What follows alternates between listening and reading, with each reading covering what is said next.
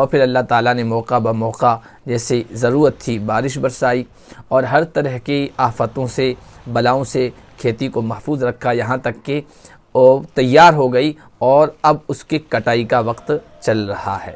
اللہ تعالیٰ نے اپنے اس احسان کو بیان بھی فرمایا 8ویں پارے میں، جہاں مختلف چیزوں کا ذکر ہے، وہاں فرمایا وَالزَّرْعَ، ہم نے کھیتی تمہارے لیے تیار کی، اور پھر فرمایا وَآتُوا حَقَّهُ يَوْمَ حَصَادِهِ، جب کھیتی کی کٹائی کا وقت آئے تو پھر اس کا حق ادا کرو۔ کھیتی کی کٹائی کا حق کیا ہے؟ کھیتی کا حق کیا ہے؟ دیکھیے، جس طرح ہمارا مال ایک خاص نصاب تک پہنچتا ہے تو پھر ہمیں مال کی زکوٰۃ ادا کرنی ہوتی ہے، اس لیے کھیتی کی بھی زکوٰۃ ہے، اسے اسلامی اصطلاح میں اس کا جو اسلامی نام ہے وہ ہے عشر۔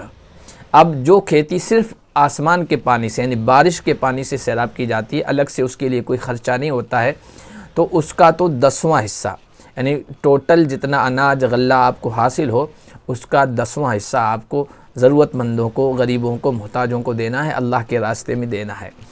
اور اگر آپ کھیتی بارش کے پانی سے نہیں بلکہ محنت سے سیراب کر رہے ہیں، جیسے کنواں سے پانی نکال کر، ٹیوب ویل کھود کر، لائٹ بل بھی آتا ہے، دوسرا خرچہ بھی آتا ہے، تو پھر جو پورا اناج و غلہ وہاں تیار ہوتا ہے اس کا آپ کو 20واں حصہ یعنی 5% ادا کرنا ہوتا ہے۔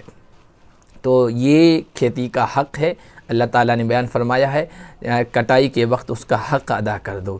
یہ حق ادا کرنا آپ کی طرف سے اللہ کی بارگاہ میں شکر گزاری کا ایک جذبہ پیش کرنا ہے، یا اللہ سب کچھ آپ کے کرنے سے ہوا ہے اور اب ہم شکرانے کے طور پر آپ کے راستے میں یہ دے رہے ہیں۔ یاد رکھیے، یہ آپ ادا کیجئے تو آپ کی اللہ کی طرف سے آپ کی زمین میں برکتوں کے، خیر کے، بھلائی کے فیصلے ہوں گے۔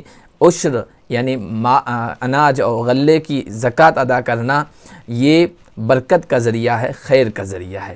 اللہ پاک ہم سب کو توفیق عطا فرمائیں، مناسب سمجھیں، اور یہ بات مفید ہے، لوگوں کے لیے نفع بخش ہے تو اس کو صدقہ جاریہ کے طور پر آگے شیئر کر دیں۔ جزاکم اللہ خیر۔